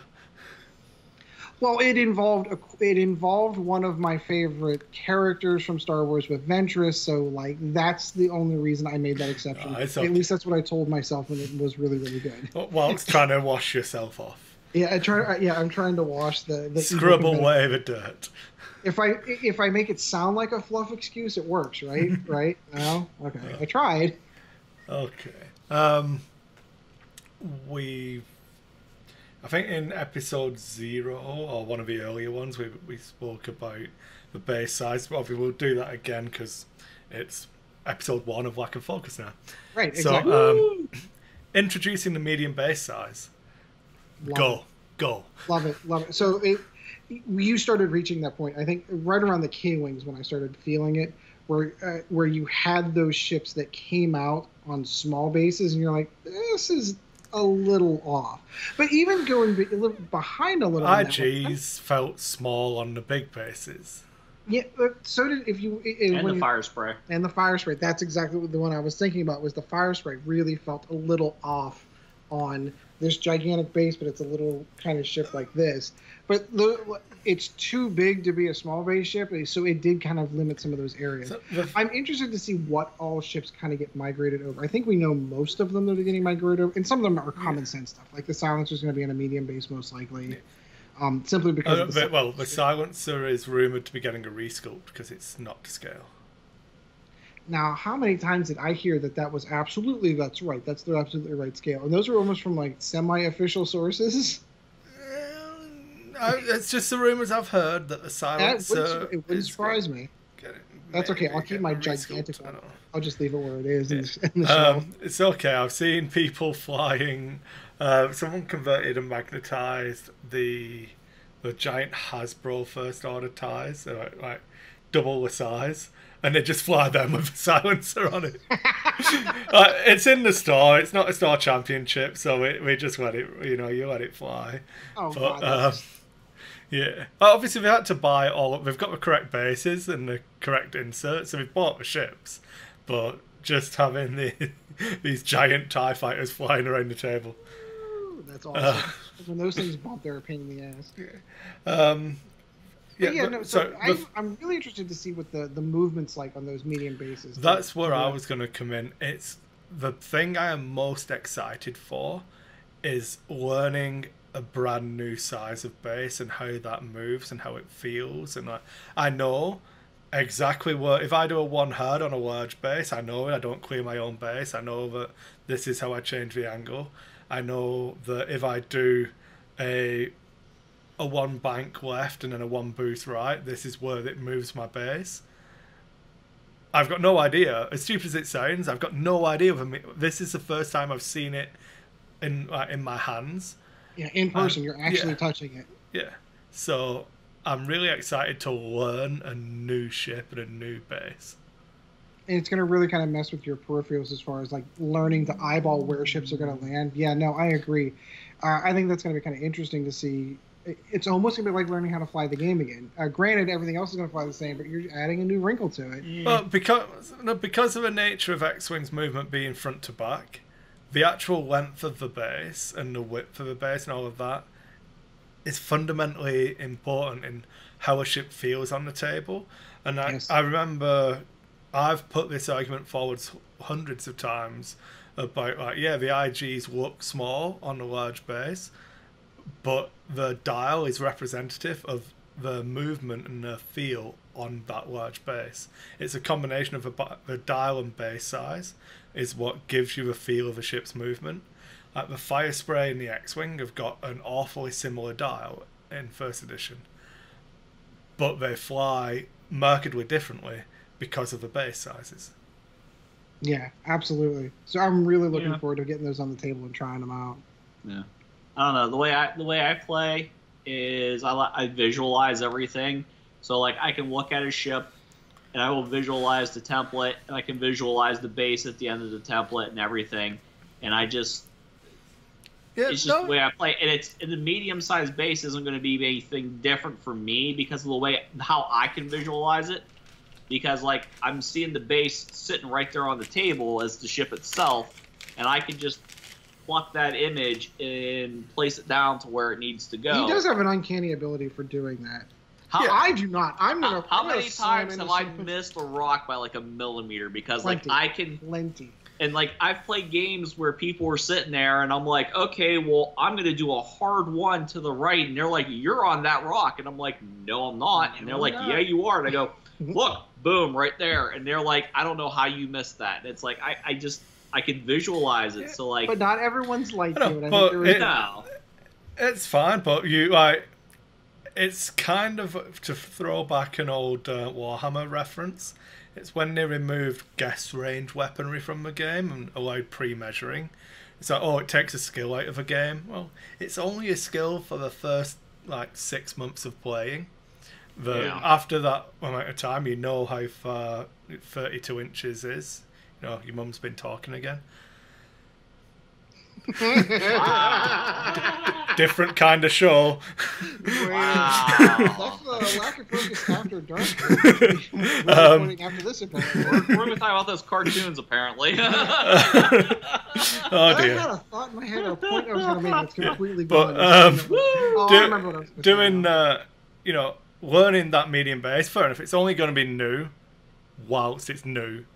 Yeah. But I'm excited for that. Yeah. There's a lot of things that I'm super excited about whenever September rolls around and we're actually playing actual second edition games.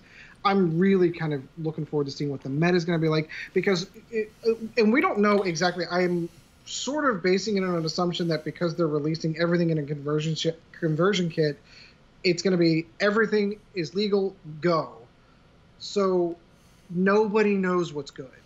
We have ideas, we have thoughts, but no one knows what's good. No one knows what combinations. There's going to be this Wild West meta in the first couple of months of the game that we're still kind of getting a feel for, which I'm really looking forward to, because nobody knows what's going to be good. Nobody knows. So there is stuff that's not going to be usable in those first couple months. All the resistance stuff and all the first order stuff. Right. But everything else that's out, I'm going to have cards for. Right. So seeing as we're talking about First Order and Resistance, splitting the factions so you can no longer mix Rebels, Resistance, First Order, Imperials. It never made sense to me how Kylo Ren could be with Darth Vader. on the Decimate, and that's just again the extreme Star Wars nerd in me going that he was dead before he was born. That didn't. No. So the question, I suppose, on this one would be, how different do you think? This is fine if we go to 5 factions now. After that, that opens up scope to go more factions. I would agree. But the question in it comes: how diverse and how are you going to introduce something? How are you going to keep those feels to, you know, what makes rebels rebels, compared to resistance, and then if you do Old Republic, you want to say it? If you do an Old Republic, what makes a Clone Wars pilot different from a Rebel pilot, different from a Resistance pilot, different from a droid pilot? Yeah, they're like if they were to do like I suppose Anakin Skywalker and the Naboo Starfighter. Right, exactly. Or if they were to do like, show's over. Disconnected. This is not pod racing. And that's why I mentioned it, because I knew I'd get Done.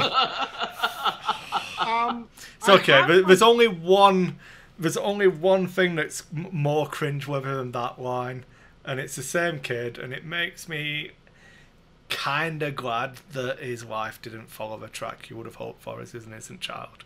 And that's my guilty pleasure is when I'm glad he's not famous anymore. It makes me a horrible. I'll hold my hands up to being a horrible person, but damn, that kid's annoying. My main concern that really... Take your hands off your face. I'm trying not to sneeze, actually. So you could sneeze and we can edit. This is true. My main concern, if I decide that I'm a Resistance player, or if, more specifically, if I'm a First Order player, I am so far behind the 8 ball with the amount of ships that I have available to me at the onset of the game. Whereas everybody else has got about 15 or 20 ships. At the onset of the game, you have 0. Yeah. At the onset of the game, in First Edition, Scum had 0. Okay, but we're not talking we're talking Second Edition. Yeah, so that's fine. Scum's the best example. Yeah. How many ships did Scum get? How did they release Scum whenever Scum came out? You've got two New Zealand 5s and a Y-wing that came in the upgrade kit. Take those out. In the fire spray. Mm-hmm. In the hot. So remove those 5, so that leaves Scum launched effectively with M3As, Star Vipers, IGs, and I think there was another one. Fire sprays, Hawks. No, he's talking not those ones. Yeah. Oh yeah. Was it? I'm gonna have to check now, aren't I? I don't think it was the Houndstooth. I don't think that came out right away. No, that came in later. So wait, no, it was the Seeks that came out. I'm just gonna look it up because this will be IGs. Products. Star Viper. Star Wars X-Wing. And then it was the pack that had the Z95. X-Wing. First Edition X-Wing's been moved all the way down to the bottom now. How sad. Oh no, the other pack was the most wanted pack. Yeah, the most wanted pack. Okay, so I didn't think I was missing anything. No. But that's sort of like the point that I'm at. So if I'm a Resistance player, or and more specifically the one that I'm concerned with the most is if I'm a First Order player. Okay. Right now, the First Order has what? The TIE SF, TIE FO, Silencer, and Command Shuttle. Upsilon. Yeah, the Upsilon. So 4 ships. I have 4 ships. Right. How many do... Okay. So, at release... You're not thinking. At release, for Second Edition X-Wing, how many ships do Imperials have? At the release? Yeah. Wave 1. 2, 4... Stop. Too many. Well, no, because there's a conversion pack that brings everything over. But I don't play First Edition X-Wing. I've started playing X-Wing as a brand new player, so I can only buy what's on the shelf. Right, but they're still going to have the conversion... Well, all right. I guess... I get what you're saying, but if you're going to treat it as a brand new game, you have to treat it as a brand new game. Well, then if you're going to treat it as a brand new game, then the only ships that should be legal and as far as tournament legal upon release are Wave 1 ships. That's really the route that you want to go down. And I'm sort of okay with that if they decide to do that. I'm really kind of okay. I'm going to go out on a limb here, and it would not surprise me, given that we know that the X-Wing tournament track is getting blown apart upon the release of 2nd edition. They're not having Star Championships and not having regionals. It's all being completely renamed. It would not surprise me if for the official Worlds, it's quick build squads only. I will put that on the table right now. Well, if it's quick build squads only, then it's only stuff that was in the court. Because did they do quick? Yeah, it's only brand new stuff. That would be really interesting. Another thing you're not thinking about is we try to explain this to you. Now, follow me before you say anything. Okay. So, when they released Scum as a new faction, you had that Most Wanted box that took a bunch of ships that already existed and converted them into Scum. So, you're going on about First Order. You're like, oh, well, there's only like 4 ships. How do you know that when they put out the First Order conversion kit, bombers or Punishers aren't going to be in there? Things of that nature. So my thought process, you're right. You're right. So they're not going to release with just 4 ships. They're going to bring other ships from the Empire and say, no, they have these ships available to them. You just haven't seen them in the movie yet. I don't know that. Like the only. Okay, the Resistance. The Resistance have A-wings in the movies. Yeah, no, A-wings will convert. It wouldn't surprise me if we get some new ships as well. Like, yes, we'll get new ships. You know what I mean? Eventually, yeah. I'm more intrigued by the idea that you've proposed here on this one, that on release of release of the game, tournament legal. So, then you've got to let go of what you earned. Reference game on point. Kill it if you have to. You need to think about it in that there is no longer Star Championships, Interregionals, Internationals. Yeah, no. I kind of let go of that one. I'm still trying to get my head around. So what I mean is, if I order as a store, if I order a seasonal kit, I can run whatever hell I like. They've already said that the app is going to facilitate that style of tournament, that you will be able to add limitations onto your event, and then people will be able to access your event limitations and do it that way. So that sounds pretty cool to me, that you can run your tournaments I do like way. That. We'll get to that later. Yeah. But that leads into we don't know if whatever the hyperspace qualifier is, it might be I can't even remember now, but if that's what it's called, whatever that event might be, that could be quick builds from Wave 1 only. We don't know how the competitive scene's going to... And it would be a massive mistake on FFG's part to say, so X-Wing 2.0 is coming soon, and we're going to do these awesome conversion kits that we can sell you a really good deal, and it lets you play all of your 1.0 squads in casual play as much as you like. Huh. Now that is an interesting proposal. I'm curious as to what the backlash on something like that would be. Too late after you bought it. It's true. I mean, I'm not proposing that FFG should or would do that, and I'm going to preface this with, if they did, I wouldn't care. No, I wouldn't either. I don't think that would be. I think that it's their product. I mean, they can do what they want. I think I see. Sorry, I'm going to just interject here slightly. Apparently, just popped up on my Skype, Graham McNeil's online. Who? Graham McNeil. Really? Yeah. Apparently, I'm friends with Graham McNeil on Skype. Oh, those of you who are not 40K fans have no idea who that is. I've got an autograph right there with Graham McNeil's name on it. Completely at random. I'll just add him to a call. Yeah. So Graham. I don't know the names, but he knows about a game you don't know. He knows a shit ton about 40K. Yeah. But anyway, so like I could get behind that. I think the problem if the first Worlds, the quote-unquote Worlds that's going to happen in October, that's not really a real Worlds because no one played Second Edition to get their Worlds. It'd be interesting. If it was only quick builds, I'd be okay with that. I think the trick though is like if they're going to start doing point adjustments and be able to, they need to be able to open up some of those knobs and dials to allow people to build squads. So then the question becomes is, so if I'm okay with the idea if they went wave 1 ships and that's all that's legal for anything that's above the store kit level. I'd be cool if you want something a little bit more realistic, I think there'll be 2 tiers of events where one type of event will be quick build and another type anything that's out there. And another type of event will be the point costed app based squad building, and that'll be the more competitive.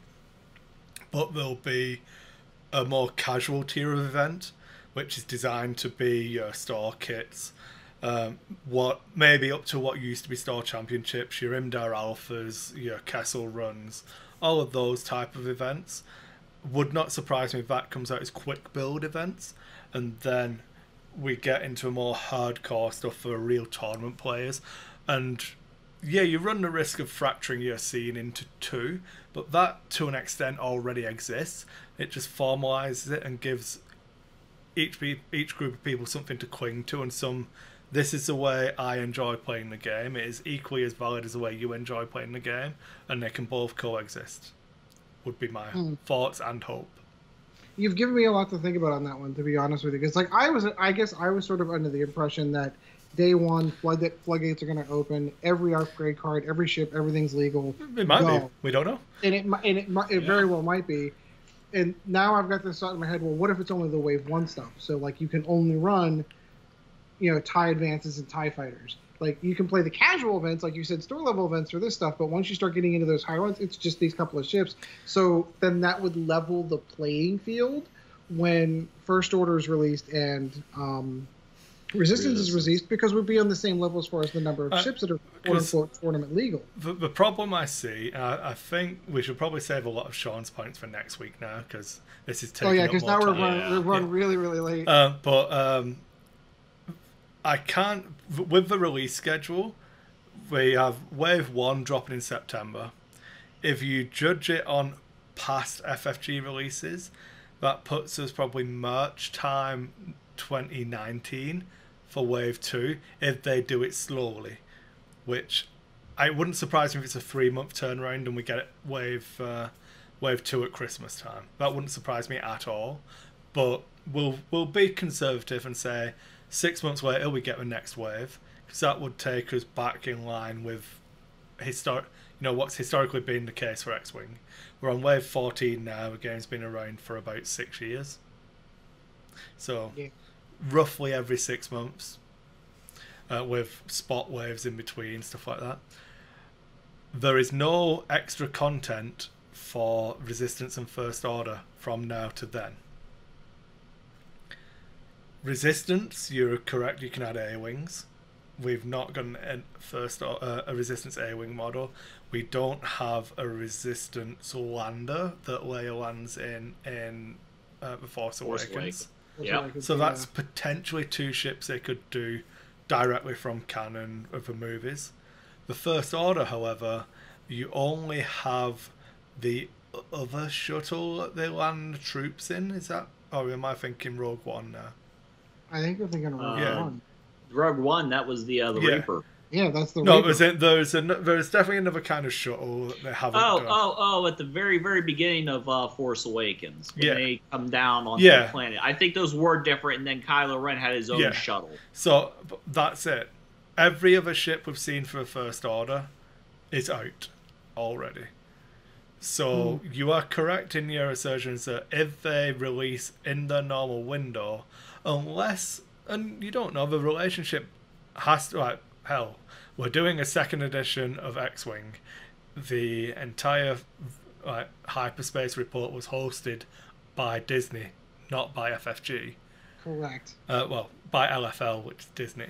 So the relationship has to be stronger now than it was when the Force Awakens core set came out.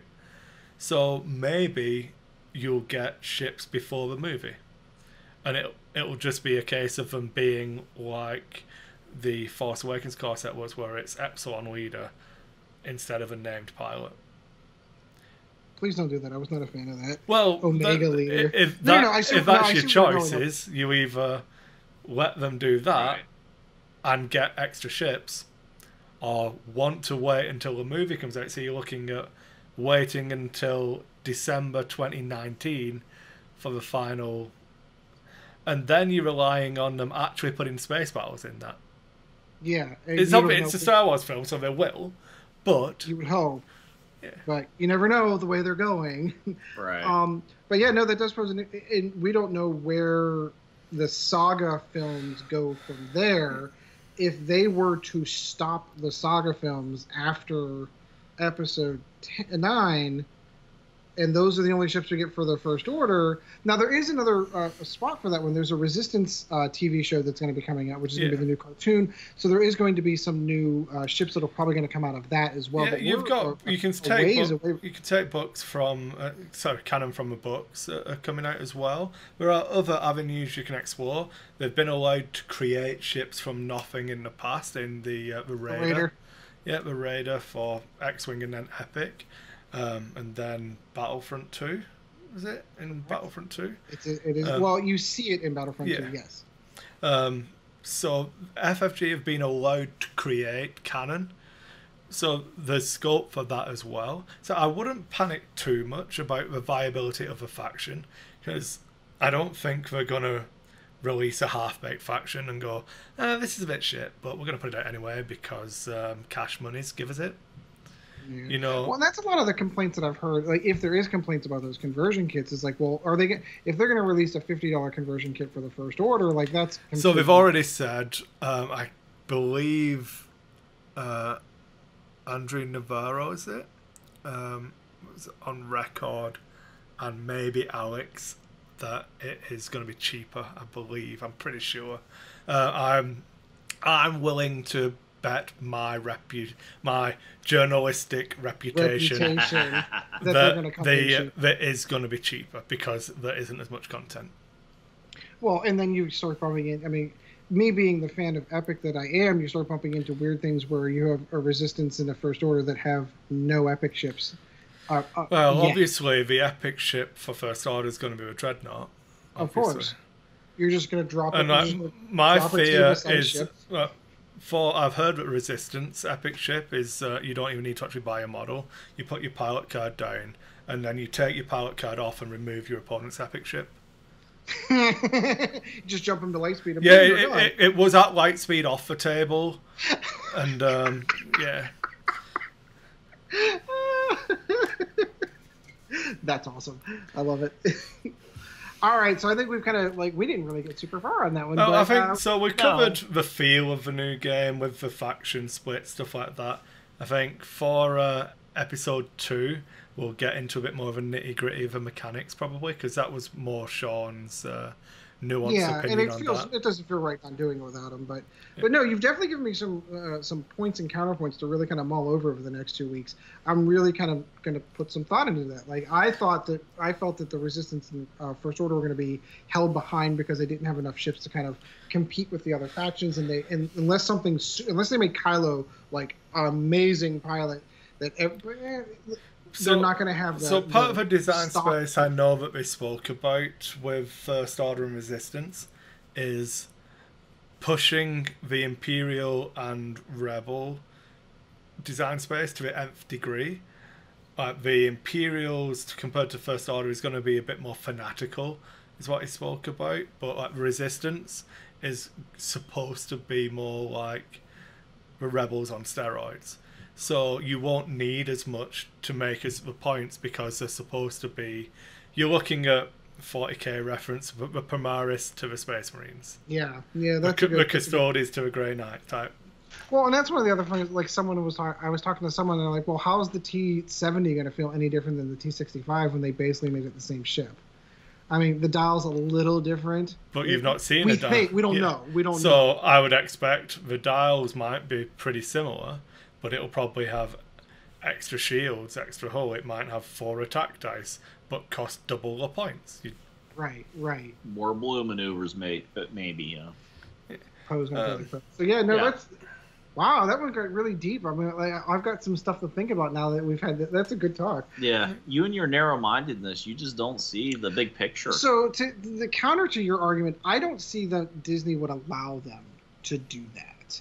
To be able to take like, oh, we can take a Rebel original trilogy era interceptor and put it into the First Order and just say that it's a First Order interceptor. I don't think that they would let them do that. Similar with the bombers and things like that. I don't think that they would. I think you end up looking at the outlier ships. So you're looking at like the Punisher. Yeah. The gunboat. Stuff like that wouldn't surprise me as much. Interceptor. So the canonical. It's the one? Canonical. Yeah. The canonical ships from the movies. I don't know. The one. It's okay. I can just edit all this shit out, man. I have perfect enunciation. Definitely can't edit that bit now. But yeah, anything that was featured in the original trilogy, I think would be off limits to First Order. Right, and that's all of the stuff that comes from the books and the computer games. Would you like if the Punisher stopped existing for Empire? Realistically, if they'd have said when they released the conversion pack, you know what, Punisher, it's First Order now. You can't play it in Empire. I'd have been okay with it. Chad would have been like, "Oh, they've stolen my fire spray. They've stolen my Punisher. Why do they hate the Imperials?" But everyone else would have been fine with it. See, you want to sit there and you're like, okay, well, how could they, get away with doing this? It'd be like, I mean, that would almost be like taking an Episode 3 ship and putting it in Rebels. Yeah, that's not supposed to, go back that far. Yeah, no, and they did. I get where you're coming from. I'm just saying that, like, I really feel. This is where I started really getting into the weird design space whenever they started bringing EU ships into the game, and the Hawk was the first one that they kind of did that with, and they've definitely expanded, especially with the Scum, where they've brought EU ships, which isn't really canon anymore, into a game, even after Disney took over the license. I'm sure I might mention this in episode 0, but 100% chatting to Max, and the point he made was that with ships, it's relatively easy, because a ship that looks like that might exist somewhere in the galaxy. Yeah, it was when we were talking about force powers a while ago, and it's like, taking a ship that we have a model for into the game is relatively easy. The ship that looks like it can exist somewhere in the galaxy, because it's a big galaxy.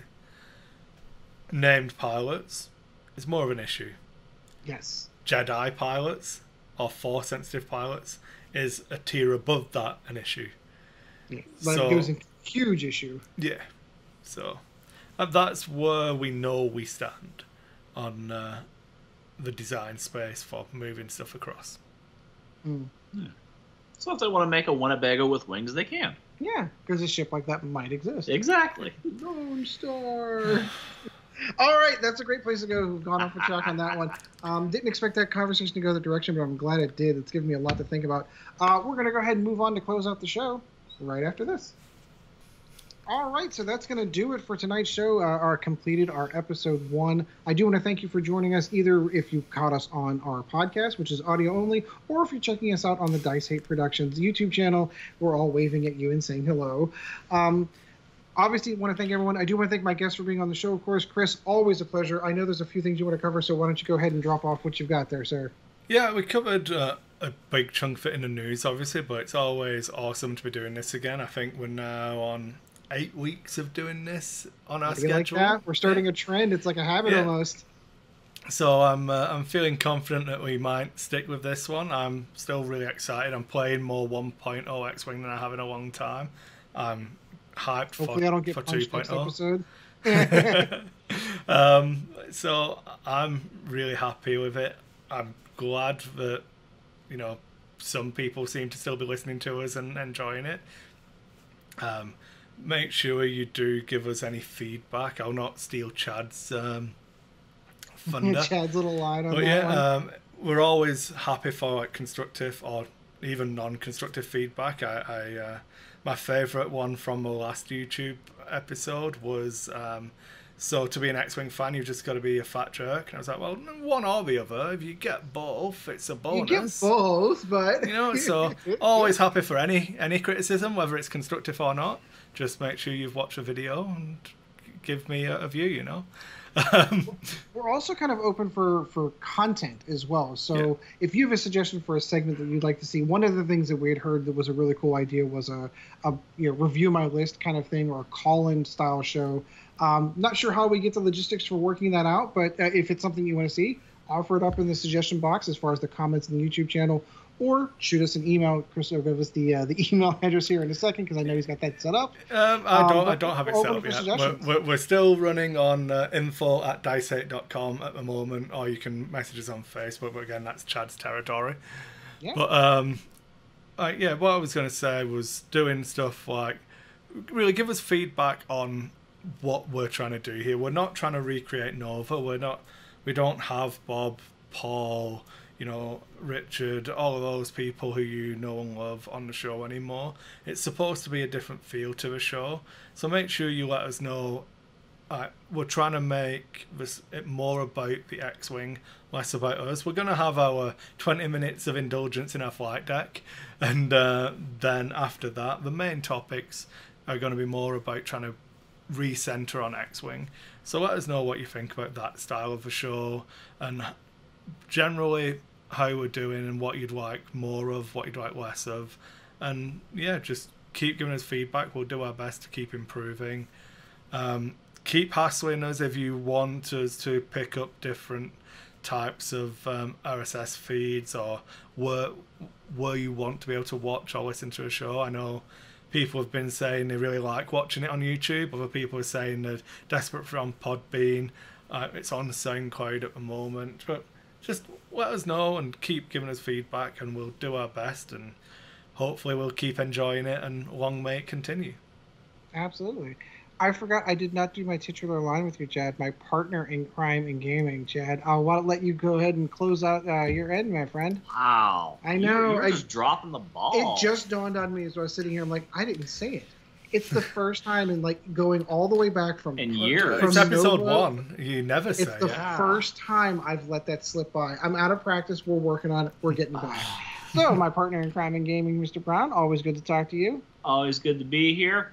Say thank you to all the fans, all you watching us on YouTube, DiceHate at the moment. Hey, thanks for watching us. If you're listening to us through one of the RSS feeds, hey, thanks there. We're working on getting a couple more of those up so that we can reach more of you and make it a little bit easier to reach you. If you want, I know right now Kris has the DiceHate Patreon, but we're going to see if things go well. We might just do our own Lack of Focus Patreon. Wouldn't be that bad of a thing to, help out Kris a little bit, since he's, putting out all the money for the show and everything. Thank you, Kris. Thank you. It's okay. I do have a shout out. I got an email this morning saying I had a new Patreon. So this is what we can do. This is how I should close the show, in fact. Yeah, throw it back to me. Do you have the name? Yeah, do you have the name real quick? We're doing it now. Do it live. Yeah, we're looking it up. View all current patrons. So, Ivan Browning, thank you, sir, for signing up. You rock, dude. You join Awesome. Shane, Thank Evan, you. Tony. Not Tony. Tony keeps in decline and won't cancel. Oh. Screw you, Well, Tony. we don't like. I'm kidding. Tony. I'm No, kidding. Totally kidding. I actually know That's a Tony. joke. It's a joke, and he won't be watching anyway. But Sam, Bill, and of course our top tier $20 Patreon, Jerry Holt, who refuses to actually give me. I've told him, give me anything to talk about, and I'll talk about whatever you like, and he refuses to ask me to do anything.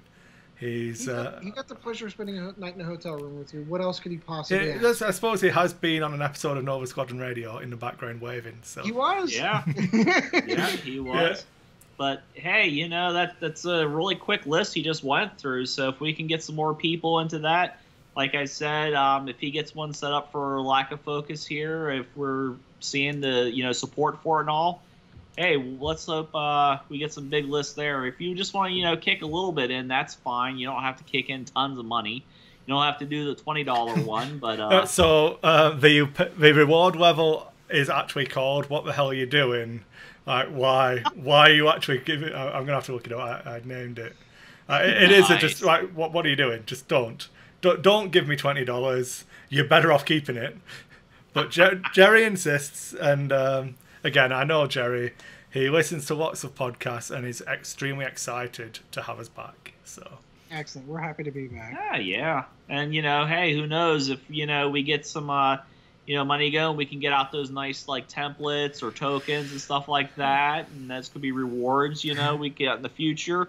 But we need you guys to show us that you'd like to support and everything so that we can do such things. Yeah, if you so I suppose if you'd like us to set up a lack of focus specific Patreon, give us feedback on that as well, because it makes it clearer for me to see exactly what kind of content I should be focusing all of my editing time on anyway. So I'm more than happy to do that. And I know one of the things we were talking about is obviously we don't want to make money from it. That's never the idea. The best way to support us is obviously to keep watching, spread the news, tell everyone we're back. We only need to overtake the crates as the longest thread on the FFG forums, but someone else needs to make that. I'm not going to come in and tell them that they're doing it wrong. Yeah. So like you said, just let us know. I mean, if you're on Facebook and you like our page, or if you want to go like our page, you can give us messages there. The email that Kris mentioned a little bit ago, info@DiceHate.com. info@DiceHate.com. And of course, you can leave a comment on the YouTube page. Liking and subscribing is also great. I mean, every YouTube video pretty much has somebody saying that, so I guess I have to say that too now. Mm-hmm. Like and subscribe down below. And make sure you check the bell for notifications when we put a new video up. Do all the that bell, stuff? Yeah.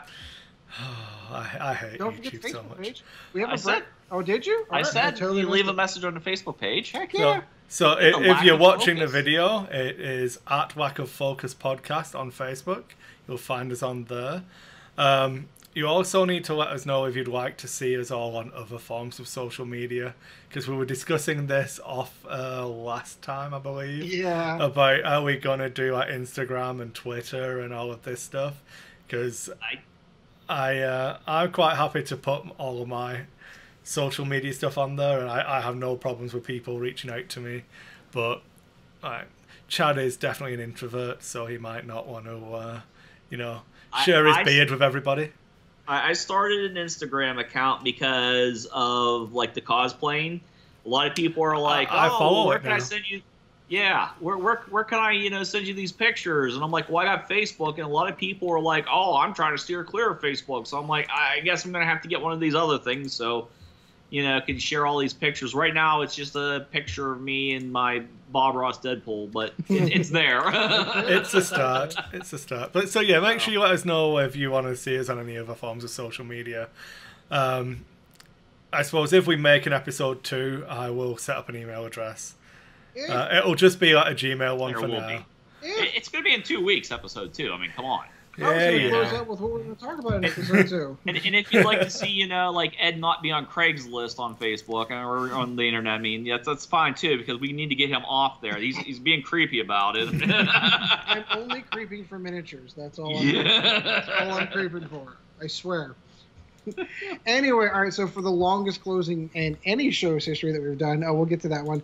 Thank everyone once again for joining us. Next week, I think we'll have Sean on board to kind of cover over some of the points. We only got to touch a little bit of what he had on his sheets, and you know what? It's 2 weeks worth of news.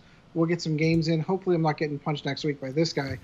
So until then, keep flying, guys, and thank you so much for joining us. And as always, fly casual.